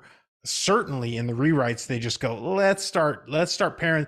By the way, we didn't really even get to this. Most of this movie is Dalton at college. Yeah. It's mostly Dalton at college experimenting with astral projection is most of it. Yeah. It's a vast bulk of this movie, which we won't even get into. We've ran out of time to even get into that. But I would be willing to bet that some of that has to do with just like too many scheduling conflicts. If they really wanted to try to like bring it all back, they probably had a hard time doing it. However, in one of these instances where I was like, I know you could have got these guys. You could have got Tucker and Specs. Yeah. You could have got them. They gave him this really funny, very Tucker and Specs moment. Like, of course, Tucker and Specs would end up having a YouTube channel about ghost hunting. That makes sense for who Tucker and Specs are. So I liked that, but I was like, but you gave me a little sprinkle of them. You're telling me you couldn't get Lee Wanell, who's probably a producer on this movie, to do like 10 minutes worth of scenes? Yeah. You couldn't get Tucker back for just a little bit to like bring them into the fold somehow? Because that's purely a fan service request. It's not like a story request. It's not like, oh, that would have made this better. But I was like, they did get them. It would have been cool to just go that route, but it didn't. I didn't require it, but since they used them in that way, and they use Elise, by the way, in a very nice way, in a very touching kind of send-off way, it's like, dude, just use Elise instead of the dad. Yeah. Use Elise as she's trapped in the further instead. Like I don't know. I mean, these are the things I would have liked, but in the defense of the filmmakers or producers and knowing what goes on, maybe they tried those things and they couldn't get it done. And I understand. I get it. I totally agree with that, and I get it. And my issue is that if all that is there, and if that's the case, then you got to probably pivot and make a different kind of movie, because they're basically giving us the bones of the story from the first two films, except all the pieces are missing. It's like trying to put together a skeleton, yet you're missing the rib cage, you're missing one of the arms. Well, that's true. They're trying to tell us a full-on Insidious Lambert family story. The problem is, for 85% of this movie, it's only two of the characters from the first. So they're not together. out of the 9 main characters, the 5 family members, the mother, and then Elise, Tucker, and Specs, we get 2 for the whole, and they're apart. So we got they're apart and one at home. So it's a weird dynamic they introduced in this movie. And so, like I said, I 100%. That's why I said I joked, but I'm serious. Like Barbara Hershey probably is like, no, I don't feel like doing another film, or maybe she's just like, I don't have time to do it.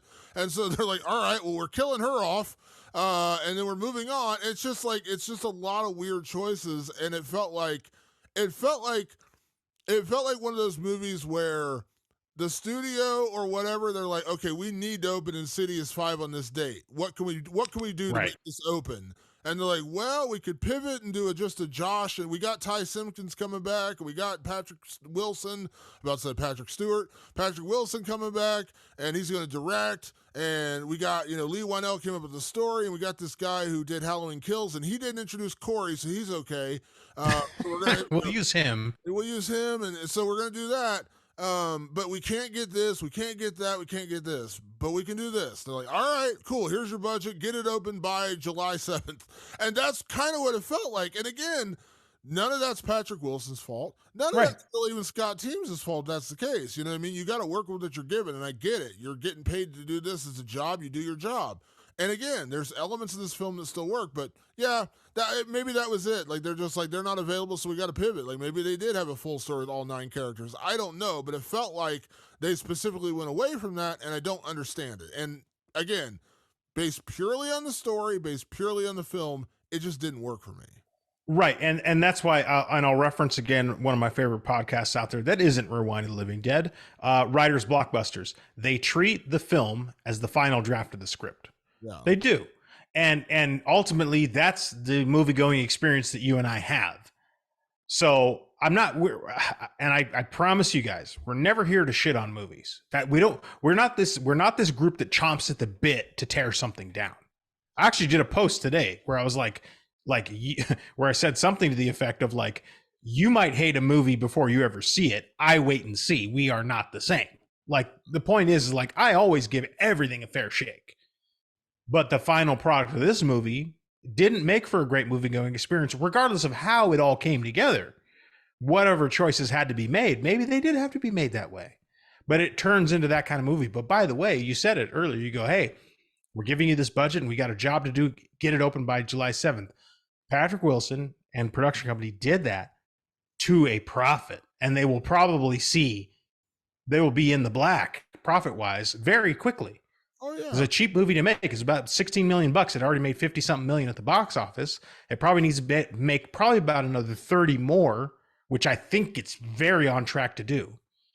And it could walk away from the box office at $100 million. They Yeah. did it. They did their job. Oh And yeah. and I think for a lot of casual listeners, this is an important lesson. Is that you come into a film with all the best intentions, and maybe Patrick Wilson and Scott Teems had a grand design, but then you get hit with reality, and you have to make do or you jump ship. Well, guess what? If you jump ship, you don't get the next job. They're not interested in you if you jump ship. So they go, oh, Barbara Hershey fell out. Rose Byrne can only do a week of shooting. Okay, make it work. We still need to release in July 7th. That's not Patrick Wilson's fault. If you want And to, he did the job. if you want a great example of this, we got to get to categories. If you want a great example of this, go listen to any Rob Zombie interview where he talks about the making of the first Halloween, his Halloween remake.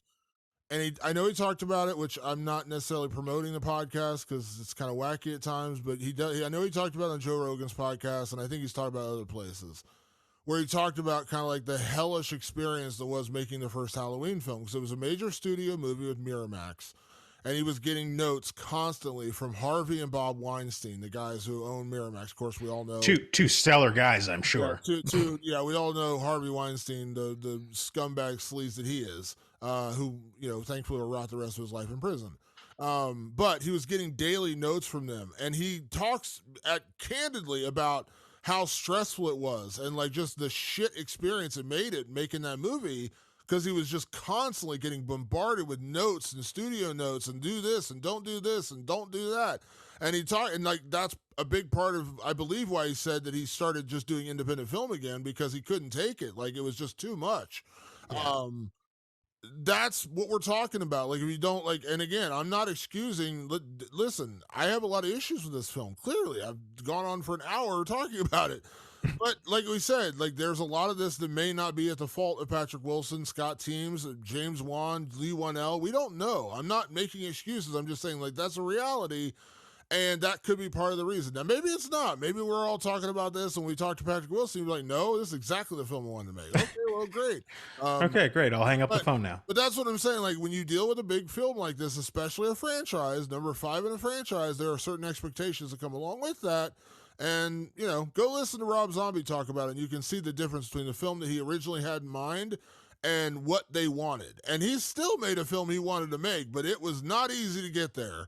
Yeah. So anyways, let's get to categories. We drilled on a lot over the time here. So let's get to categories, and there's lesser categories this week, so it kind of helps out.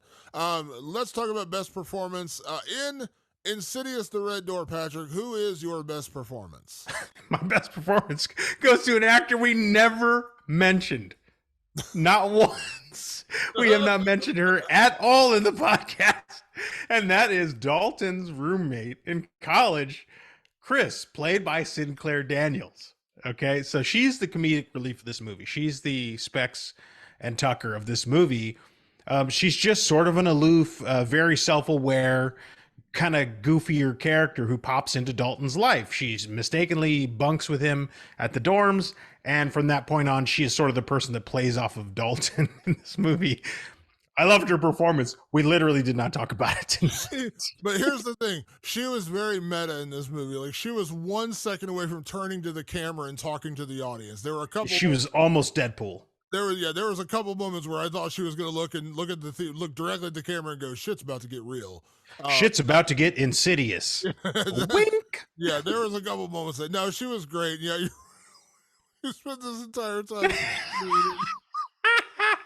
I feel kind of bad because she actually was really good. She was the best performance of the whole movie. She was actually really good. Yeah, I was like, well, damn. She, yeah. So my best performance is the character we haven't talked about for an hour and a half. That's funny. That may be a podcast first. Oh, that's hilarious. Yeah, she did do a good job. Sinclair Daniel did do a great job of the characters they introduced randomly in this movie. She did do a good job. It's funny. I swear this was not planned. I swear this was not planned. My favorite performance was another character we've yet to mention. My favorite performance, my favorite performance was Peter Dager as Nick the Dick, the weird fraternity guy. And here's why. You and I went to college. Now you went to San Yep. Diego State, I went to Cincinnati, University of Cincinnati. I very briefly almost joined a fraternity in college. Oh my god. I came from a very small town, and when I went there, they're like, "This is a great way to make friends." And I was like, "All right, I'm open to this experience." Lasted about 4 weeks, got the fuck out. Now, by the way, I'm not begrudging anyone who's in a fraternity, Yeah, but hey, do it if you want. if you know me, you probably be like, "That dude probably is not the fraternity type." But I tried it, and it just wasn't for me. So I knew guys like, now, to be fair, the fraternity I was in, I actually really liked a lot of the people that were there, a lot of cool people. But there is a stereotypical fraternity guy. That's Nick the Dick. And they play it up so well in this movie. And he's such an aloof asshole that I just like the performance. Because, again, I'm going a different direction. The reason I went a different direction, because, again, there's only really two main characters. It's Patrick Wilson and Ty Simpkins. They were fine. I really enjoy Patrick Wilson as an actor. He was in Watchmen. I'm a huge fan of his. I really like him. In Zack Snyder's Watchmen, he's incredible. Yeah, fantastic. I really like Patrick Wilson, but I kind of expected what I got out of him, as weird as that sounds. Like, you know what I mean? I got what I expected out of him. He's a good actor. But Rose Byrne's barely in it. As I said, like, Lynn Shaye's barely in it. Lee Whannell's barely in it. Like, the characters who I thought maybe would strengthen the performances weren't really there. And so, Barbara Hershey wasn't in it. So I kind of had to look outside of that. So yes, both of us picked best performances from characters we've never mentioned until this. If you got this far in the podcast, you're like, who? Yeah. You didn't talk about those guys. Yeah, but mine was Nick the Dick as all favorite characters. But Peter Dager was pretty good as the stereotypical fraternity douchebag guy, and a modern fraternity douchebag. Like, he does not from the old classic 80s movies where they're all like, like either like a golf buddy or a jock. Like, he's sort of like a very millennial Gen Z fraternity guy. It's a very different look, and I think he played it well. No, he did well. I thought it was a different performance. I was glad to see, like, he was just like a typical college guy, and I just thought it was really well done, and for all the characters they did. Best Ghoul. Now, this is an interesting category, Patrick. You did Best Ghoul, kind of like we did for Insidious. There's not a lot of choices here, though. There's not. There's only a couple ghouls. So what was your best ghoul? Because you might get one of the two that were in this movie. Now, yeah, well, I mean, while we're on the topic of college, there was a barf ghoul. There was a ghoul who died from drinking too much, and he asphyxiated or something. And that's the first ghoul I think that Dalton encounters like explicitly, because there's moments of like a hand and there's other things, but like the first time he like sees a bona fide full a class 5 free roaming vapor, as they would say in Ghostbusters, was the barf ghoul. And so you know why I picked him? He was disgusting. He was covered in barf, and then he barfs the fuck all over Dalton, which is great. So I was like, he's very active in his role as a ghoul, and he didn't play like all the other ghouls tend to play in the original Insidious, which were like some weird, like they're just kind of locked in their stasis. He was like active and kind of like attacked Dalton, if you will. Yeah, that was good. Yeah, he was pretty gross, and yeah, he had vomit all down his sweater and his face and everything. It was pretty good. I would agree there. So there's only one other demon in this movie, I guess. So I guess I'll go with that one. I'm joking, but there really weren't. I mean, we're being honest here. There weren't a lot of ghouls in this movie. Like, even the lipstick face demon, as they call Yeah, him. he was like not in it very much. He was in it for like 2 minutes, maybe, not even. Yeah, that. I thought he would be way more part of the movie. I thought that was going to be the whole plot of the movie. It was like him Yeah. being the main villain, and he was barely in it. He kind of appeared at the end, and then you're like, oh, he's there, and then he's just gone. It was just weird. Yeah. So even though I hated the plot line, the actual execution of introducing it was well done. So I am going to go with Daddy Ghoul, Dad. Right. Yeah. Whatever. Because the way they use that ghoul with like the weird blurry, and he keeps getting closer, and as I mentioned earlier, the whole match game trick with the Yeah. pictures on the window, and he keeps lifting it, and you see the thing keep getting closer and closer. That was my favorite part of the whole movie. It was a really cool, effective use, and I'm gonna steal it. I'm gonna steal the effect. I'm that letting is Patrick Wilson know now. I that is like it. Patrick Wilson. I want to credit him for that. Like that alone, that right there, that one scene is enough for me to be like, give this guy another movie, because that was a really cool creative thing. Now I know some of that could have been in the script, but that's a lot of visual you have to set up there. And Yeah. it was really well executed between that and the cinematographer, with him lifting up the pictures and just keeps doing it, and you just keep noticing this thing getting closer and closer Yeah. and closer. So effective, so well done. Honestly, it was the most effective. It was the most tension filled dread scene in this entire movie, and it lasted for about 2.5, maybe 3 minutes. So well done. I loved that scene. That was so good. Like that was the moment where I was like, all right, you kind of lost me at the beginning of this movie, but this part was freaking awesome. So yes, the Daddy Ghoul, I guess, is my favorite. Even though the payoff was not good, but I like that scene was so good, man. Like I'm not kidding when I say this. I'll watch this movie again just to get to that moment. That moment was so well. Like I was like, I applaud when I see a really cool horror effect. That was a cool one. It really is a good, cool horror effect, and it has a great build-up too, because you first see him just briefly, but in a great tension-filled, dread-filled scene at the cemetery, Yeah. and then it doesn't manifest itself, and you're like, okay, well, what was that? And then it manifests itself again during the match, the memory game thing, and it's great. That is the best scene. And I want to give one honorable mention. There was another ghoul that I guess wasn't part of the story, but it was there. Was the MRI ghoul. Oh yeah. And why I want to give that mention is in my theater, that got the biggest reaction of anything. And my theater reacted plenty. There were plenty of moments where the theater reacted. But when the machine is kind of humming and clacking and doing all of its MRI things, and you start seeing that the ghost is coming, my crowd was all of them were ready to just simultaneously fart. Like they were all ready to go. Like you could just feel the room ready to just, oh shit. Like, so I wanted to give a little mention to that. It didn't get me. It wasn't something that I thought was great, but it got the audience big. There's the problem, Patrick. It was in the trailer. Was it? Oh, see, I never watched the trailer. It's I in didn't the watch the trailer. And so that's why I was like, no, I agree. It was a great one. It was a great prank. Again, unlike you. See how that works though? That bummed me out. They show it in the trailer, and the reaction in the audience was mega. Yeah, I don't know, how was the reaction in your audience? No, it was good. It was really that very much got like with the dad go with like, oh no. Yeah. No. And so it's like yeah, you and I as seasoned like moviegoers like hate that, and clearly it's working. But it doesn't matter that we don't like it. It works really well for people. I did like it, and it did work. It just made me mad that it was in the trailer. So No, I'm saying seeing it in the trailer doesn't work.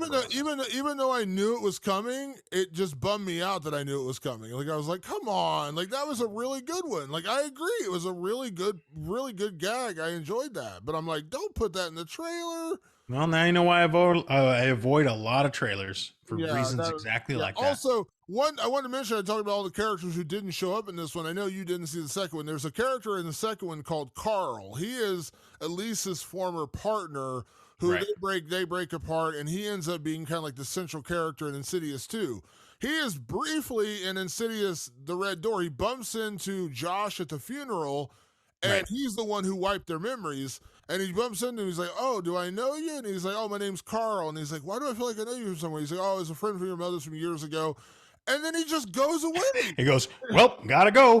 That was another one. Like, that was another one. Like the Tucker, like just like the Specs and Tucker thing. Like Carl was there for like 30 seconds at the start of the film, and then he just goes away. I'm like, I don't understand this movie. Yeah, and I understood who he was. Like I like as somebody who didn't watch Insidious 2, they set it up well enough where I was like, okay, here's Carl again. Yeah. How's that going to pay off? And it doesn't. And I was like, what the fuck? Yeah, Guys. it was so weird. It's just really weird. Let's talk about best scare because again, this is a horror film, and again credit where credit's due. The jump scares in this movie are still pretty effective, and as I said at the very start of the episode, when I sounded so positive before I really turned on this film, uh, when I sounded so positive, I said one of the things that I realized about the Insidious franchise is why these films work so well in theaters. As I experienced for the first time watching this film, and I was like, now I really get it. The music and the scares work. So, spoiler, Patrick, we have the same scare. And the only reason I'm saying that ahead of time is because while there were other effective scares, there actually were quite a few pretty decent jump scares in this movie. Well, we dialed it back. I would say there were some decent ones. There was a decent compared to the original Insidious, which is like barrage of scares, like a laundry list. If there's like 50 in the original, there's like 15 in this one. So right. Yeah, let me be clear about that. But the 15 are pretty good. The reason I'm picking and I'm not switching to another one, which I sometimes will pick something different so we have a couple moments to talk about. The reason I picked the same one here is because this is the one that actually got me to jump in my chair. I actually jolted. I was like, oh, shit. So talking about, because again, I don't like to pick the same one all the time, but this one I did because this one legitimately got me. It's got me too, man. And I think it was, and so what I called it in my notes was the art room hand. And we talk about the way Dalton gets slipped back into the further is through this process that his professor does to kind of get them almost into a trance, to kind of tap into their deeper emotional selves to put art to page. And so he's in that process, and you see that he's starting to draw and form something. He's working with this charcoal, and he's working very intensely. And I feel like what's so well structured about this scare is that it lulled us into almost the same point of view as Dalton. We were sort of lulled into the process. And I was just watching him go through the process, almost like in an episode of Better Call Saul, where they spend like 5 minutes watching a character just do something. It was kind of like that. So I felt, and I bet you felt probably similar, you just felt you got into a rhythm. Yeah. And then the rhythm gets broken by this hand coming out of the fucking chalk. And I think it was the lipstick face demon. Yeah. It was his hand going rah, and just like the sound effects super loud, and I was like, hey, what the fuck? Like I was like mad. I was like, don't fucking scare me. Yeah. You can just scare me. The other thing I want to mention, that scene you talked about, the you kind of fall in the scene. The other thing they did really effectively in that scene was close-ups. Yes, it's really incredibly tight. Where you see just his hand and the chalk or the charcoal, and he's like scribbling on the page. So you're just seeing these dark waves of color. Well, no color, actually black, just on this page. So you don't really know. You also don't really know what he's doing. You're not quite sure what he's doing. You're not oriented or anything. And so it's real close up. So when the hand popped out, I jumped and I was like, oh shit, like it got me. I'm not going to lie. It 100% got me. And that's why I wanted to say, like, even though I do like to pick different things, this one's the same, because when I read your notes, I was like, well, we're having the same one, because that one got me to jump in my seat. I literally was like, oh, yeah. And now, please tell me that's not in the trailer. No, it's not. That one's okay. Good. That's worth saving. That's a good scare. That was a good one. But I was like, so, because jump scares, I love when a jump scare gets me, and I was like, damn right, that was good. I was like, way to go. Nothing else got me in this movie. No other scares got me in this movie. That one got me. Well, that was, we talked about in the first Insidious how the famous scene of Lorraine, the mother, talking to Josh, and the lipstick face demon popping up is like one of the most, it's considered one of the top scares in horror movie history. And you and I were kind of like, we didn't. And that was one you told us in the trailer. It was in the fucking trailer. Why are you scaring me with the thing that's in the trailer? And it didn't get me the way it got. It didn't get me the way it got everyone else. This one did. I was like, damn you. And you know what? Listen, I have a lot of problems with this film, clearly. But if I boil it down to two key moments that I really loved, which is the match game thing and then this scare, we go to horror films to be scared. Now, don't get me wrong. You know me. I'm a story guy. I need a story. The story fell short on this one, right? Like, I'm 100% saying the story fell short on this one. But those two moments in particular will always live with me. And I appreciate that about this movie, because I'm hard to get with jump scares. Mm-hmm. And they did get me with one. And that match game one was one where I'm like, oh yeah, and you just said I'm stealing it. Yes, 100%. That is a cool scene I want to see again. That scene alone, as I said earlier, give Patrick Wilson another movie just based on that the Yeah. genius of that shot. So yeah, like I said, lot didn't work for me in this film. Those two things alone make me actually enjoy it in a weird way. There are quality things about this movie. There really are. Yeah, but there's a lot of experiences we didn't enjoy. So usually right now we get into a category that I've really fallen in love with, which is where we talk about remake, sequel, or leave it alone. And that's usually where we pick a film and we say, should they remake it, should they sequelize it, or just leave it as it is. Now, this is the fifth film in a franchise, so we really can't do that here. So what we did instead, and this is the genius of my great co-host Patrick here, should this be the end of the Insidious franchise? We are now in the fifth film. The first two were the Lambert family. The second two were prequels. And then this fifth film revisits the Lambert family. So again, it's kind of like 1, 2, 5. Or if you want to go in order, it's 3, 4, 1, 2, 5. It's kind of the order because 3 is Right. technically the oldest of the movies. We're at 5 films. Should this be the end of the Insidious franchise? I came up with this category for one of two reasons. One is I just was curious to see what you thought about this because I have thoughts. But then also I came up with this category because Jason Blum said that essentially he goes, I'm not saying never, but I'm saying we're definitely putting it on the shelf for an indefinite amount of time. So in their eyes, it's the end of this franchise. So based on what we saw there with the Red Door, should this be the end? And I think that it's a definitive end, in my opinion. For a movie that you could continue, I mean, I think it's very easy to continue to franchise this movie out. No problem. Go into different worlds, talk to different people. Hey, bring back Carl or whatever. There's plenty of people you can bring back to keep this universe going. But should you? And I think that even in this situation, which we talk about, it's either very intentional or very much because of the circumstances that this movie came out the way it came out. I think you call it quits. I think you go, let's do it. And they're clearly going to come out on top, which is a good thing. And you want that. Let it lie until you can come way down the line somewhere. Dalton is now a family man and you can play that game. Go for it. Why not? Who cares? But for now, it does seem like they're out of things to talk about. So I'm going to agree that it should be the end, but I'm going to throw out one caveat that made me probably, and we haven't even talked about this, and this probably made me the most upset about this movie. And again, I'm doing a rewrite of The Living Dead here, but I want to mention this. So the end of the film, Josh and Dalton are in the further, and Josh once again is there to rescue his son, to help his son out. We said they literally mimicked the first movie where they had Dalton chained to the floor in Meatloaf's basement with the lipstick face demon. And he carries him out. And then at one point, Josh is blocking the red door to keep the demon from coming after his son. He tells his son to go off, but eventually the dad escapes. I was sitting there thinking, why? You called it Insidious the Red Door, which, by the way, the Red Door really doesn't play that prominent of a role in this film. Like, it's Not really much. weird that they call it the Red Door.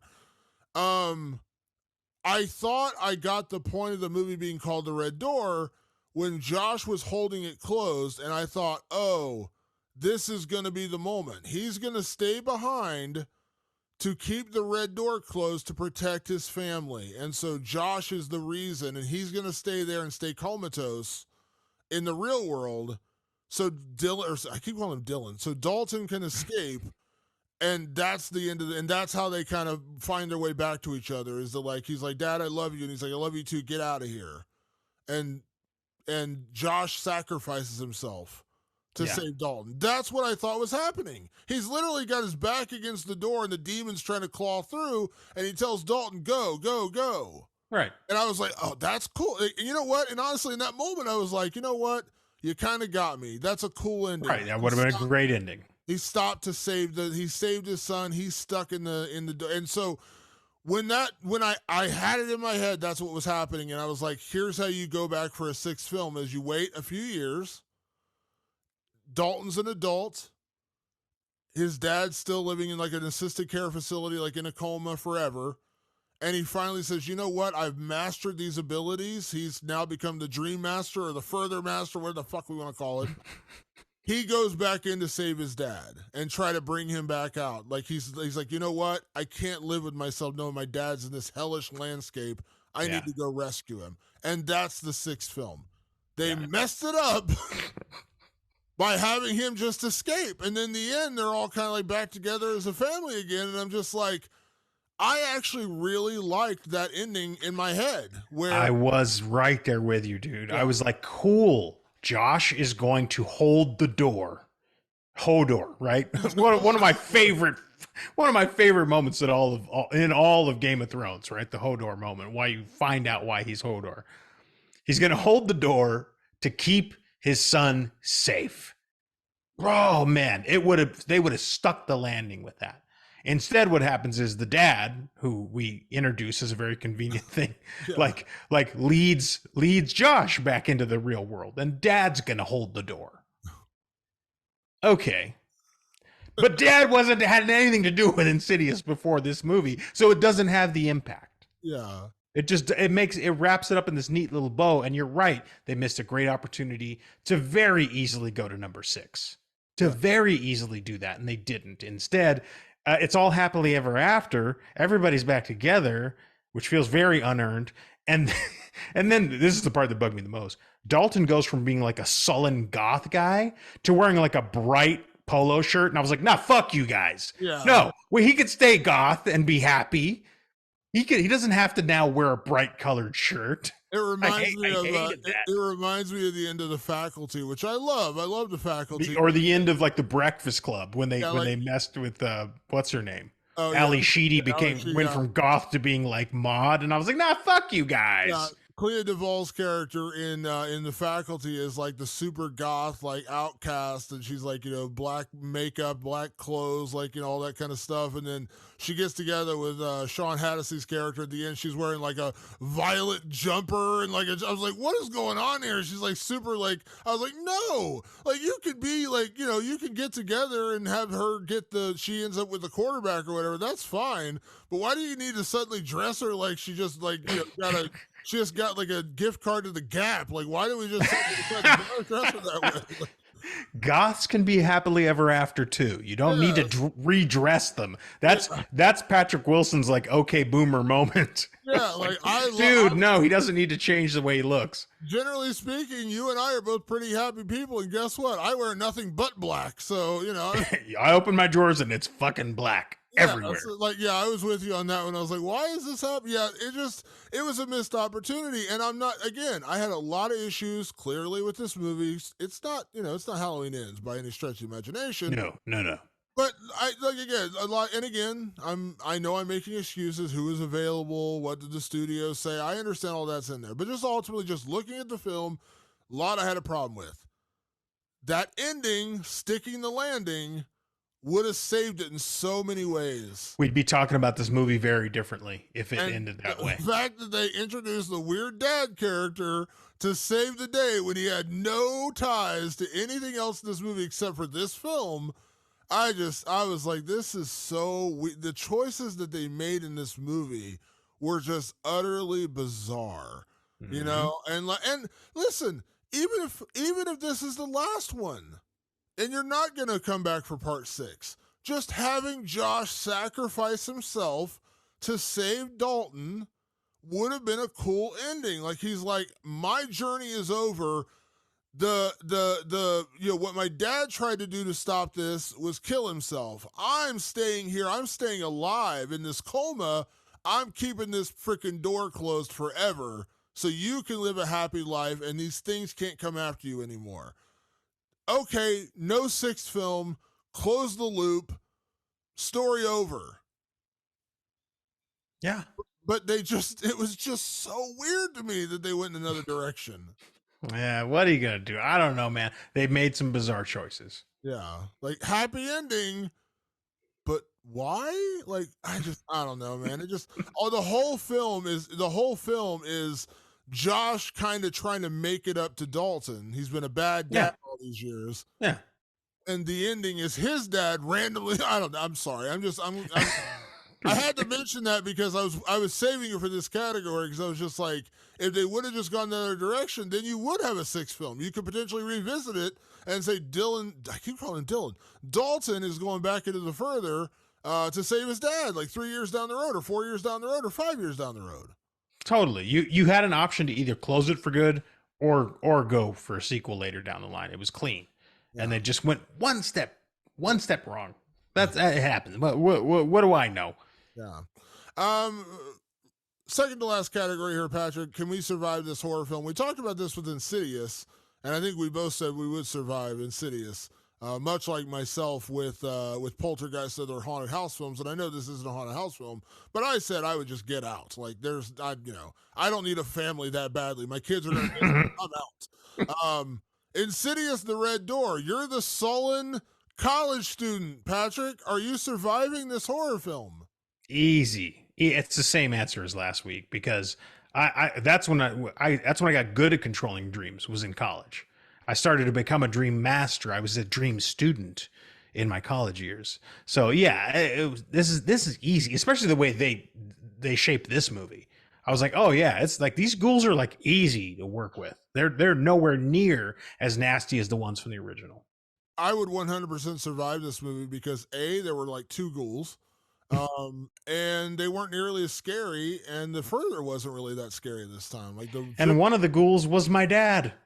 So yeah. we already get along, so we're good. And the one ghoul who throws up on you while gross isn't exactly the murderous ghoul. Like he's not the guy coming for your soul. He's just gonna puke on you. Now, while that is kind of disgusting, he ain't coming at you with like acid vomit, like where he's gonna melt your insides or anything like that. Like, yeah, or that faceless guy who was like literally just trying to kill you. Like he'd get to you and try to choke you and like rip you apart. Yeah, this guy wasn't doing that.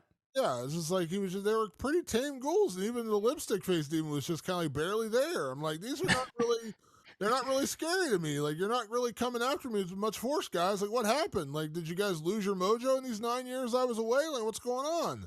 Yeah, the energy was low on the ghoul side, so easy survive. Yeah, 100%. I'm making it through this one. I'm skating through. Also, can I mention what? I'm sorry, I keep going back to things that bother me in this movie.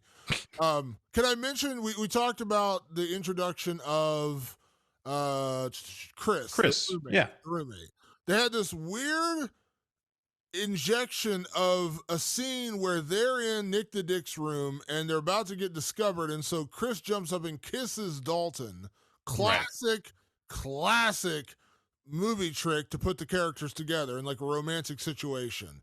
Right. They introduce us and they continue to have them flirt, but then it never goes anywhere. Like they have them kiss, and you're kind of like, ooh, are there like kind of like, like the whole sparks flying kind of moment between these two? And yes, it's generic. And my God, can we please have a guy and a girl or any relationship in movies that don't necessarily need them to end up where they're together as a couple? I would appreciate that. But introducing that one little thread of her kissing him and him kind of being like into it, you could kind of tell. And then they just abandon it the rest of the movie. Like they don't ever, there's no romantic connection the rest of the movie. It was the weirdest choice to where am I wrong in saying that they tried to do that and then it just disappeared?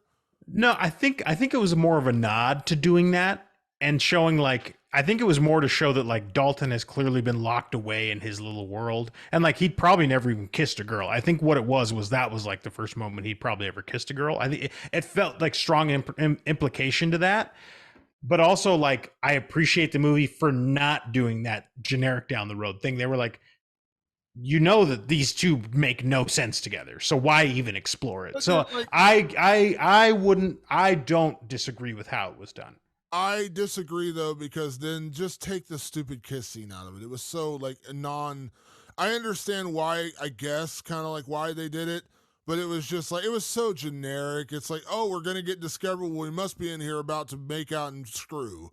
Like, it's just it felt so generic. Like, there's just a million other ways to have a fun way to get out of that don't involve them kind of hinting at a romance. You know what I mean? Like, just the hint of that kind of bothered me because they were like an odd couple friends, and it was kind of cool. But then they introduced that, and it's kind of like there was a weird little underlying kind of tension there for a minute, and then it just got abandoned. It was just weird. I don't know. It just felt unnecessary. Like there could have just been another choice made where we don't always have to have them like, oh, we're gonna get discovered. Well, we better kiss so no one knows what we were doing in here. Like I don't know. It's like it just felt like lazy storytelling to me. I'm not as bothered with that, but I'm actually more bothered with why it was part of the story because they were doing this whole snooping and figuring out that Yeah. we didn't really get into in this podcast.